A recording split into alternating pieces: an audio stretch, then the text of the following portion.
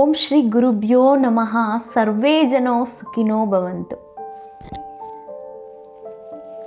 Hello my dear ಸ್ನೇಹಿತರೆ, welcome to motivational channel. ನಾನು ನಿಮ್ಮ ಯಶೋಧ ಆರ್. ಸ್ನೇಹಿತರೆ, ಇವತ್ತಿನ ಟಾಪಿಕ್ ಏನಂದರೆ ನಮ್ಮ ಡ್ರೀಮ್ನನ್ನು ಹೇಗೆ ರಿಯಾಲಿಟಿ ಮಾಡ್ಕೊಳ್ತಕ್ಕಂಥದ್ದು. ಈ ಉತ್ಸಾಹದ ಶಕ್ತಿ ಈ ಪ್ರತಿಯೊಬ್ಬ ಮನುಷ್ಯನಿಗೂ ಕೂಡ ಅವನದ್ದೇ ಆದ ರೀತಿ ನೀತಿನಲ್ಲಿ, ಅವನದ್ದೇ ಆದ ಮೆಂಟಾಲಿಟಿನಲ್ಲಿ ಏನಾದರೂ ಒಂದು ಚಿಕ್ಕದಾಗಲಿ ದೊಡ್ಡದಾಗಲಿ ಒಂದು ಡ್ರೀಮ್ ಅನ್ನೋದು ಇದ್ದೇ ಇರುತ್ತೆ.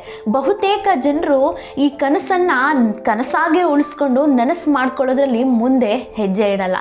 ಸೊ ಈ ಕನಸನ್ನು ಹೇಗೆ, ನಮ್ಮಲ್ಲಿರ್ತಕ್ಕಂತಹ ಒಂದು ಡ್ರೀಮನ್ನು ಹೇಗೆ ನಮ್ಮ ಜೀವನದಲ್ಲಿ ರಿಯಾಲಿಟಿ ಮಾಡಿಕೊಂಡು ಅತ್ಯುತ್ತಮವಾದಂತಹ ಜೀವನವನ್ನು ನಡೆಸ್ಬೋದು ಅನ್ನೋದನ್ನು ಈ ವಿಡಿಯೋದಲ್ಲಿ ಚರ್ಚಿಸ್ತಾ ಹೋಗೋಣ. ಹಾಗೆ ಈ ವಿಡಿಯೋ ಇಷ್ಟ ಆದರೆ ದಯವಿಟ್ಟು ಒಂದು ಲೈಕ್ ಮಾಡಿ.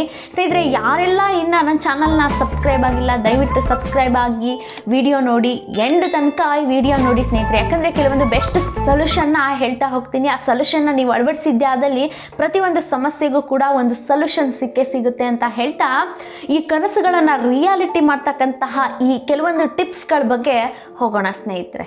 ನಿಮ್ಮ ಈ ಡ್ರೀಮನ್ನು ನನಸು ಮಾಡ್ಕೊಳ್ತಕ್ಕಂತಹ ಈ ಬೆಸ್ಟ್ ಫಸ್ಟ್ ಟಿಪ್ಸ್ ಏನಂತ ಅಂದರೆ, ಮೊದಲು ಸ್ನೇಹಿತರೆ ನೀವು ಹೆಜ್ಜೆನ ಇಡಿ. ನೀವು ಯಾವುದೇ ಕ್ಷೇತ್ರದಲ್ಲಿ ಕೆಲಸನ ಮಾಡೋದಕ್ಕೆ ಮೊದಲು ನಿರ್ಧರಿಸಬೇಕು. ಫಸ್ಟು ನಿರ್ಧಾರ ಮಾಡಿ. ನಿಮ್ಗೊಂದು ಡ್ರೀಮ್ ಇದೆ, ಒಂದು ಕನಸಿದೆ ಅಂತ ಹೇಳಿಬಿಟ್ಟು ಆ ಡ್ರೀಮ್ನತ್ತನೇ ಕನಸನ್ನೇ ಕಾಣ್ತಾ ಹೋಗಬಾರ್ದು. ಆ ಕೆಲಸಕ್ಕೆ ಫಸ್ಟು ಹೆಜ್ಜೆ ಇಡೋದನ್ನು ನಿರ್ಧರಿಸಿ.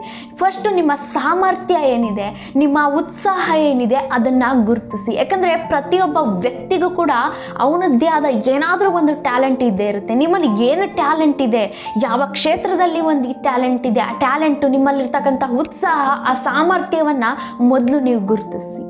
ಮತ್ತು ನೀವು ಮಾಡ್ತಕ್ಕಂತಹ ವೃತ್ತಿ ಮಾರ್ಗವನ್ನು ಸಂಶೋಧಿಸಿ ಮತ್ತು ಅದನ್ನು ಅರ್ಥ ಮಾಡ್ಕೊಳ್ಳಿ. ನೀವು ಯಾವ ಕ್ಷೇತ್ರದಲ್ಲಿ ನಾನು ಒಂದು ಡ್ರೀಮನ್ನು ಸಕ್ಸಸ್ ಮಾಡ್ಕೊಳ್ಬೇಕು ಅಂದ್ಕೊಂಡಿದ್ದೀನಿ, ಆ ಕೆಲಸದ ಬಗ್ಗೆ ಸಂಶೋಧನೆ ಮಾಡಿ, ಅದನ್ನು ಪೂರ್ತಿಯಾಗಿ ಅರ್ಥ ಮಾಡ್ಕೊಳ್ಳಿ. ನೀವು ಹೆಜ್ಜೆ ಇಡಿ. ಫಸ್ಟ್ ಪ್ರಯತ್ನ ನಿರ್ಧರಿಸಿ, ನಾನು ಮುಂದೆ ಹೋಗಬೇಕು ಅನ್ನೋದನ್ನು ನಿರ್ಧಾರ ಮಾಡಿ ಆ ವಿಚಾರದ ಬಗ್ಗೆ ಸಂಪೂರ್ಣವಾಗಿ ಸಂಶೋಧಿಸಿ ಅದನ್ನು ಅರ್ಥ ಮಾಡ್ಕೊಳ್ಳಿ. ಮತ್ತು ಯೋಜನೆಯನ್ನು ಅಭಿವೃದ್ಧಿಪಡಿಸಿ. ನೀವು ಯಾವ ಕೆಲಸಕ್ಕೆ ನೀವು ಕೈ ಹಾಕ್ತಾ ಇದ್ದೀರಾ, ಯಾವ ಕ್ಷೇತ್ರಕ್ಕೆ ಕೆಲಸ ಹಾಕ್ತಾ ಇದ್ದೀರಾ, ಆ ಅಭಿವೃದ್ಧಿ ಕಡೆ ನೀವು ಏನೇನು ಆಗ್ತಿದೆ ಅನ್ನೋದನ್ನು ನೀವು ಗಮನಿಸಿ. ನಿಮ್ಮ ಗುರಿಗಳನ್ನು ಹೊಂದಿಸಿ.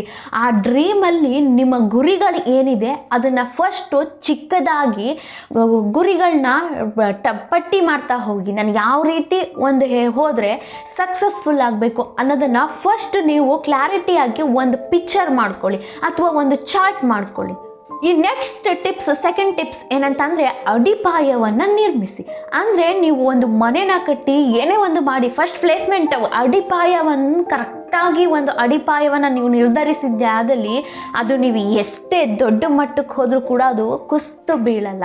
ಹಾಗಾಗಿ ಅದಕ್ಕೆ ಸಂಬಂಧಪಟ್ಟಂತಹ ಕೌಶಲ್ಯ ಅಭಿವೃದ್ಧಿಯನ್ನು ನೀವು ಪಡಿಸಿ. ಈ ನೆಟ್ವರ್ಕನ್ನು ಹೆಚ್ಚದಾಗಿ ನೀವು ಬಳಸ್ಕೊಳ್ಳಿ. ನೆಟ್ವರ್ಕ್ ಅಂದರೆ ಹೆಚ್ಚೆಚ್ಚದಾಗಿ ಆ ಕ್ಷೇತ್ರದಲ್ಲಿ, ನೀವು ಯಾವ ಕ್ಷೇತ್ರದಲ್ಲಿ ಯಾವ ವಿಷಯಕ್ಕೆ ಸಂಬಂಧಪಟ್ಟಂತೆ ಒಂದು ಡ್ರೀಮ್ ಇಟ್ಕೊಂಡಿದ್ದೀರಾ ಅದಕ್ಕೆ ಸಂಬಂಧಪಟ್ಟಂತಹ ನೆಟ್ವರ್ಕ್ನ ಬಳಸಿ. ಅಂದರೆ ಜನಗಳ ಹೆಚ್ಚಿನದಾಗಿ ಕಾಂಟ್ಯಾಕ್ಟ್ ಇರಿ. ಅಂದರೆ ನಮಗೆ ಗೊತ್ತಿರ್ತಕ್ಕಂತಹ ಕೆಲವೊಂದು ವಿಷಯಗಳು, ಗೊತ್ತಿಲ್ಲದೆ ಇರ್ತಕ್ಕಂತಹ ವಿಷಯಗಳು ಮತ್ತೊಬ್ಬರು ಗೊತ್ತಿರುತ್ತೆ. ಒಳ್ಳೆ ರೀತಿ ಇಂತಹ ಒಂದು ಒಳ್ಳೆ ನೆಟ್ವರ್ಕ್, ಸೋಷಿಯಲ್ ಮೀಡಿಯಾದಲ್ಲಿ ಸಂಬಂಧಪಟ್ಟಂತಹ ನೀವು ಯಾವ ಕ್ಷೇತ್ರಕ್ಕೆ ಹೋಗ್ತಿದ್ದೀರಾ ಅಂತ ಸಂಬಂಧಪಟ್ಟಂತಹ ವಿಷಯಗಳಿರ್ತವೆ, ಅಂಥವನ್ನ ಕಲೆಕ್ಟ್ ಮಾಡಿ. ಯಾಕಂದರೆ ಇವತ್ತಿನ ಪ್ರಪಂಚದಲ್ಲಿ ಟೆಕ್ನಾಲಜಿ ತುಂಬಾ ಮುಂದುವರೆದಿದೆ. ಯಾರೊಬ್ಬರು ನಾನು ಬೆಳೀತಿದ್ದೀನಪ್ಪ ಸಾಕು, ಮತ್ತೊಬ್ಬ ಬೆಳೆಯೋದು ಬೇಡ ಅಂತ ಅವನು ಸೈಲೆಂಟ್ ಆಗಿದ್ದರೆ, ನಿಮ್ಮನ್ನು ಬೆಳೆಸೋದಕ್ಕೆ ಅಂತಲೇ ನಾನಾ ರೀತಿ ಟೆಕ್ನಾಲಜಿ ಮುಂದುವರೆದಿದೆ. ಬುಕ್ಸ್ಗಳಿದ್ದಾವೆ, ಬುಕ್ಸ್ಗಳನ್ನ ಕಲೆಕ್ಟ್ ಮಾಡ್ಕೊಳ್ಳಿ. ಯಾರು ಇಲ್ಲಿ ವಿದ್ಯೆನ ದಾನ ಮಾಡಲಿಕ್ಕಾಗಲ್ಲ. ಅವರವರಿಗೆ ಏನೇನು ಸಾಮರ್ಥ್ಯ ಇರುತ್ತೋ ಅದನ್ನು ಭಗವಂತ ಕೊಟ್ಟಿರ್ತಾನೆ. ಆಲ್ಮೋಸ್ಟ್ ಎಲ್ಲರ ಹತ್ರನೂ ಇವಾಗ ಫೋನ್ ಇದೆ. ಆ ಫೋನ್ಗೆ ನೀವು ಕರೆನ್ಸಿ ಹಾಕ್ಸ್ತೀರಾ, ಅದು ವೇಸ್ಟ್, ಅನ್ಲಿಮಿಟೆಡ್.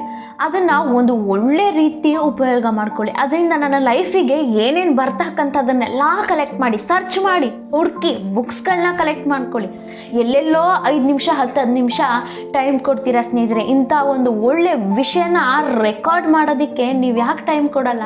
ನೀವು ಏನನ್ನ ಯೋಚನೆ ಮಾಡ್ತಾ ಇರ್ತೀರೋ ಸಬ್ಕಾನ್ಸಿಯಸ್ ಮೈಂಡ್ ಅದನ್ನೇ ರೆಕಾರ್ಡ್ ಮಾಡ್ತಾ ಇರುತ್ತೆ. ಸೊ ಸಬ್ಕಾನ್ಸಿಯಸ್ ಮೈಂಡಿಗೆ ನೀವು ಒಳ್ಳೇದಾ ಕೆಟ್ಟದ್ದಾ ಅಥವಾ ಗ್ರಾಮರ್ ಮಿಸ್ಟೇಕ್ ಆಗಿದೆಯಾ ಯಾವುದನ್ನು ನೋಡಲ್ಲ. ನೀವು ಏನನ್ನ ಕಳಿಸ್ತಾ ಇರ್ತೀರೋ ಅದನ್ನು ಅದು ರೀಸ್ ಮಾಡ್ತಾ ಇರುತ್ತೆ ಅಷ್ಟೇ. ಕ್ಷೇತ್ರದಲ್ಲಿ ನೀವು ಮಾಡ್ತಕ್ಕಂತಹ ಕೆಲಸ ಕ್ಷೇತ್ರದಲ್ಲಿ ಒಂದು ಹಿನ್ನಡೆ ಆಗುತ್ತೆ, ಅದನ್ನು ನಿರಾಕರಿಸಬಾರ್ದು, ಅದನ್ನು ಸವಾಲಾಗಿ ತಗೊಳ್ಬೇಕು. ಏನೇ ಬಂದರೂ ನಾನು ಅದನ್ನು ಫೇಸ್ ಮಾಡಬಲ್ಲೆ, ಅದನ್ನು ನಾನು ಈ ಸಲ ಸೋಲಾಯಿತು, ಮತ್ತೊಂದು ಸಲ ಸೋಲಾಗುತ್ತಾ, ನಿಮ್ಮ ಪ್ರಯತ್ನಕ್ಕೆ ಯಾವತ್ತಿದ್ರೂ ಕೂಡ ಒಂದಲ್ಲ ಒಂದು ದಿನ ಜಯ ಸಿಗುತ್ತೆ. ಈಗ ನಮ್ಮ ಪ್ರಪಂಚ ತುಂಬಾ ಬದಲಾಗ್ತಾ ಹೋಗಿದೆ.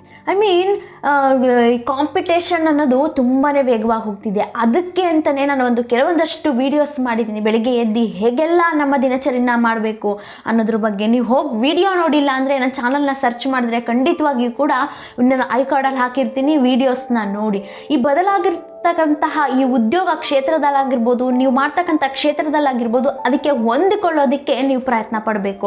ಅದು ಹೇಗೆ ಹೋಗ್ತಿದೆಯೋ ಅದೇ ರೀತಿ ನೀವು ಅದನ್ನು ಪ್ರಯತ್ನ ಮಾಡಬೇಕು. ಮತ್ತು ನೀವು ಸಂಬಂಧಿತಂತಹ ಈ ಉದ್ಯೋಗ ವೃತ್ತಿಯಾಗಿರ್ಬೋದು, ಅದಕ್ಕೆ ಸಂಬಂಧಪಟ್ಟಂತಹ ಕೆಲವೊಂದಷ್ಟು ಕಾಂಟ್ಯಾಕ್ಟ್ ನೆಟ್ವರ್ಕ್ನ ನೀವು ಇಟ್ಕೊಳ್ಬೇಕು. ಇಲ್ಲ ಅದು ಸಾಧ್ಯ ನನಗೆ ಆಗಲ್ಲ, ಯಾರೂ ಸಹಾಯ ಮಾಡೋಕ್ಕೆ ಬರೋಲ್ಲ ಅನ್ನೋದಾದರೆ ಅದಕ್ಕೆ ಸಂಬಂಧಪಟ್ಟಂಥ ಕೆಲವೊಂದಷ್ಟು ತುಂಬ ಟೆಕ್ನಾಲಜಿ ವಿಜ್ಞಾನಿಗಳು ಬುಕ್ಸ್ಗಳನ್ನ ಬರೆದಿರ್ತಾರೆ. ಇಂಥ ಕಂಟೆಂಟ್ ಇದೆ, ಗೂಗಲ್ ಇದೆ, ಯೂಟ್ಯೂಬ್ ಇದೆ, ಒಳ್ಳೊಳ್ಳೆ ವಿಷಯಗಳನ್ನ ನೀವು ಕಲೆಕ್ಟ್ ಮಾಡ್ಕೊಳ್ಳಿ.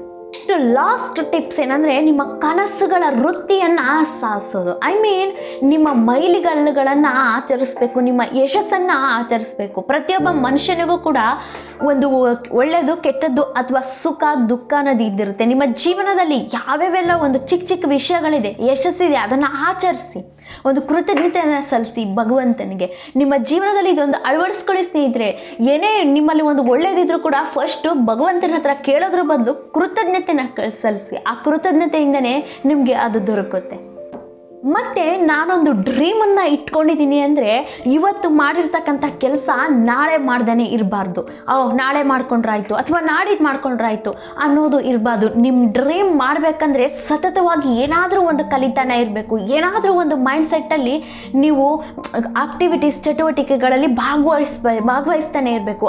ಏನಾದರೂ ಒಂದು ನಿಮ್ಮ ಮೈಂಡ್ಗೆ ಹೇಗೆ ಅಂದರೆ, ಅಷ್ಟು ಯೋಚನೆ ಬೇರೆ ನೆಗೆಟಿವ್ ಥಾಟ್ಸ್ ಬರ್ದಿರ್ತಕ್ಕಂಥ ಅಷ್ಟು ಮಟ್ಟಿಗೆ ನೀವು ಬ್ಯುಸಿ ಆಗಬೇಕು. ನೀವು ನಿರಂತರವಾಗಿ ಬೆಳವಣಿಗೆ ಇರಬೇಕು, ನಿರಂತರವಾಗಿ ಕಲಿತಾ ಇರಬೇಕು. ಈ ಒಂದು ಗುಣ ನಿಮ್ಮನ್ನು ನೋಡಿ ಬೇರೆಯವರು ಕೂಡ ಪ್ರೇರೇಪಿಸ್ತಾರೆ. ನಿಮ್ಮಲ್ಲಿ ಏನೋ ಒಂದು ಉತ್ಸಾಹ ಬರುತ್ತೆ, ಸೆಲ್ಫ್ ಕಾನ್ಫಿಡೆನ್ಸ್ ಬರುತ್ತೆ, ಬೇರೆಯವ್ರಿಗೆ ನಾನು ಉತ್ತಮ ಅನ್ನೋ ಒಂದು ಭಾವನೆ ಬರುತ್ತೆ. ನಿಮ್ಮನ್ನು ನೋಡಿ ಆಗ ಬೇರೆಯೊಬ್ಬರು ಕೂಡ ಪ್ರೇರಣೆ ಆಗ್ತಾರೆ.